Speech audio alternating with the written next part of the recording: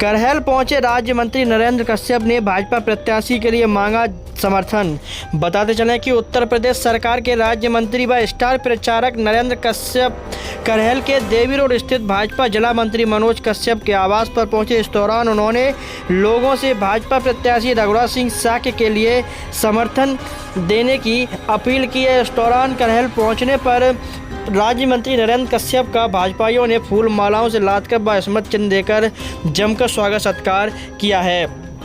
इस दौरान राज्य मंत्री नरेंद्र कश्यप ने पत्रकारों से खास बातचीत करते हुए बताया है कि समाजवादी पार्टी के साथ काम करने वाले लोग जो अपने आप को असहाय महसूस कर रहे हैं वह भाजपा में आने के लिए हम उनको आमंत्रित करते हैं। उन्होंने बताया है कि जो भी राष्ट्र के लिए काम करना चाहते हैं हम उनको भाजपा में आकर उनका स्वागत करने के लिए तैयार खड़े हैं। इसके साथ ही राज्य मंत्री नरेंद्र कश्यप ने बताया कि भाजपा की नीतियों को देखते हुए इस बार मैनपुरी की जनता मैनपुरी में भी कमल खिलाने का काम कर रही है और इस बार मैनपुरी की जनता ने ठाना है कि हम सभी मिलकर हर एक आम की आवाज़ को बुलंद करना है और मैनपुरी में भी कमल खिलाने की तैयारी पूरी कर ली है।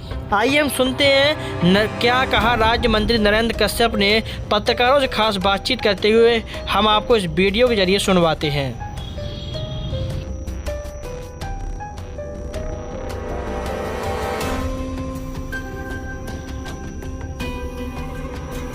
मंत्री जी आज करहल में आगमन है और मैनपुरी का उपचुनाव जो है इस बार हो रहा है, किस दृष्टि से आप देखते हैं?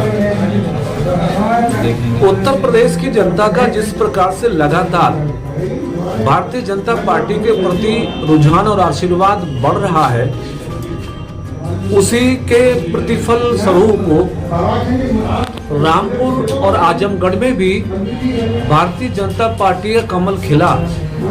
अब मैनपुरी, खतौली और रामपुर में लोकसभा और विधानसभा के चुनाव हैं।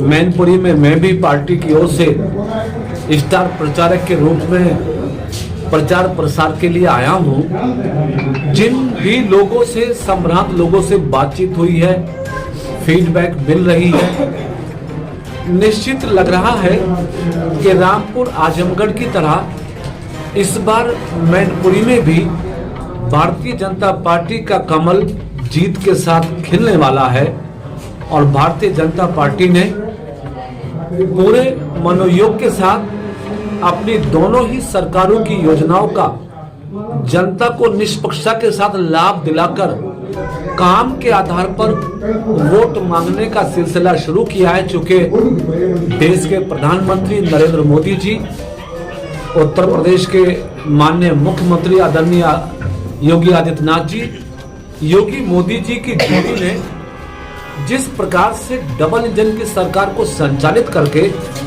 प्रदेश की तस्वीर को बदला है, अपराध पे नियंत्रण किया है, कानून व्यवस्था पूरी तरीके से कंट्रोल में है, विकास को गति मिली है, रोजगार के अवसर बढ़े हैं, किसान खुशहाल हुआ है, नौजवानों के चेहरे पे इस समय उत्साह है, तो सरकार और संगठन के सामूहिक प्रयास से मैनपुरी की जनता का आशीर्वाद प्राप्त करने के लिए हम सब भारतीय जनता पार्टी के कार्यकर्ता चुनाव के मैदान में डटे हैं। निश्चित मत भी है, विश्वास भी है कि इस बार मैनपुरी में भारतीय जनता पार्टी बहुत वोटों के अंतर से इस बार जीतने वाली है। मंत्री जी, कहीं जो है 35 टुकड़े मिल रहे हैं, कहीं सूट केस में जो है सब बराबर हो रहा है, उस पर आप क्या कहेंगे? 35 टुकड़े मीन्स 35 टुकड़े जो है काट के जो है लड़की के जो एक मामला चल रहा है, जो लव जिहाद वाला कि पहले आफ्ताब वाला। हाँ, ये कुछ घटनाएं निहायत निंदनीय भी हैं, दुखद भी हैं। बच्चियों को बरगला के कुछ लोग उनके साथ लव जिहाद की घटनाओं को अंजाम देते हैं, शादी करके छोड़ देते हैं, मार देते हैं। ये घटनाएं समाज में कहीं ना कहीं अभी भी घृणा पैदा करती हैं, लेकिन हमारी सरकार इन घटनाओं के प्रति बहुत सचेत और चिंतनशील है। एक भी ऐसा सातिर अपराधी जो बहन बेटियों की आबरू से खेलने का काम करता है, लव जिहाद के माध्यम से हो या यौन शोषण के लिए हो, हमारी सरकार में एक भी अपराधी को छोड़ा नहीं जाएगा। प्रदेश की जनता भी जानती है, देश की जनता भी जानती है कि आदरणीय मुख्यमंत्री जी कानून को सख्ताई के साथ उत्तर प्रदेश में लागू करने में कामयाब हुए हैं। बुलडोजर ने भी अपने काम को उत्तर प्रदेश में दिखाया है। इसलिए लव जिहाद हो या यौन शोषण के मामले, महिलाओं की सुरक्षा, महिलाओं की चिंता हमारी प्राथमिकता है। एक भी अपराधी को जेल की सलाखों से बाहर नहीं रहने देंगे।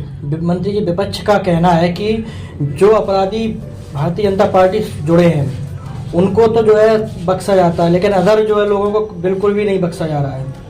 विपक्षियों के पास कोई मुद्दा नहीं बचा है, खासतौर से समाजवादी पार्टी जो तुष्टीकरण के आधार पर, परिवारवाद के आधार पर समाजवाद का नाम लेकर राजनीति करती रही है।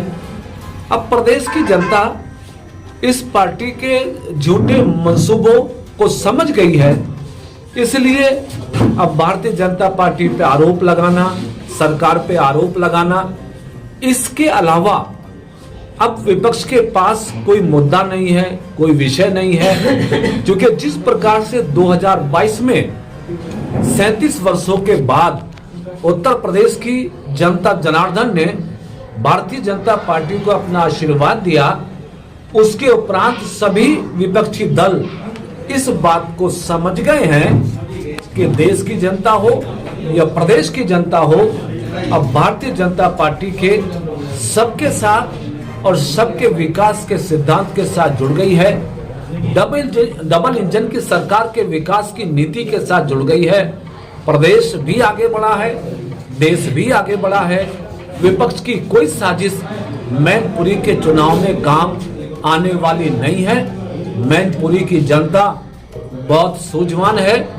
आने वाले मतदान के दिन मैनपुरी की जनता अपना मत, अपना आशीर्वाद भारतीय जनता पार्टी को देकर योगी जी के नेतृत्व को मजबूत करने वाली है।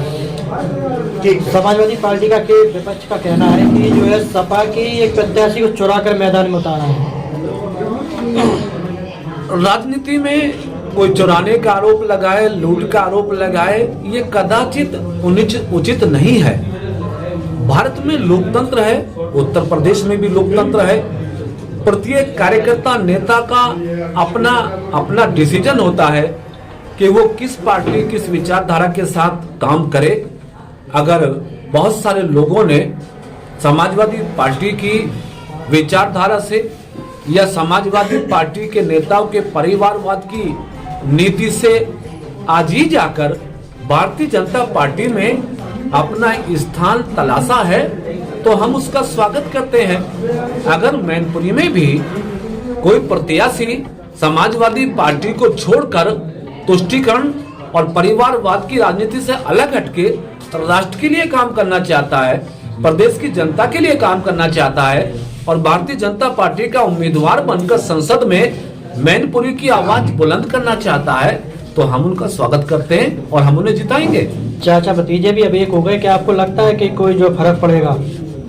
चाचा भतीजे का एक होना, अलग होना, ये बहुत दिन से चला हुआ एक क्रम है।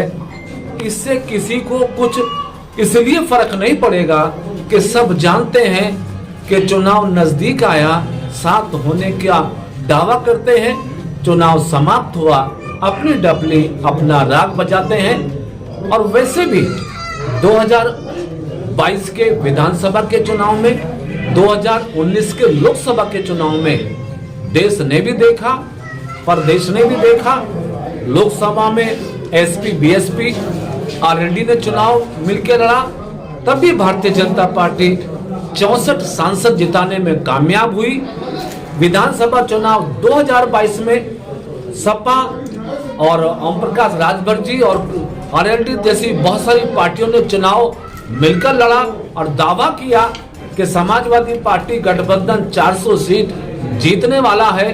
रिजल्ट जब आया तो 325 सीटें जीतकर भारतीय जनता पार्टी ने फिर से सरकार बनाई है, इसलिए चाचा भतीजा या चाचा ताऊ, अब ये सब भावनात्मक बातें काम नहीं आने वाली है।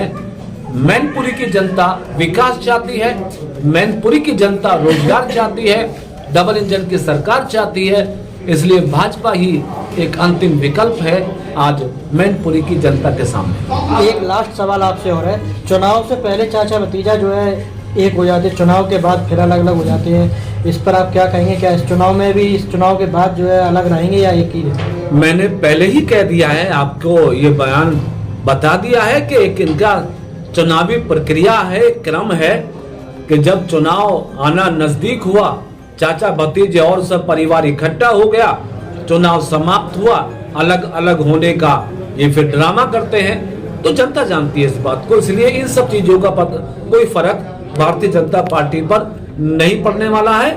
कमल खिलाने का फैसला मैनपुरी की जनता ले रही है, और जनता अगर फैसला ले रही है तो कमल खिलेगा ही।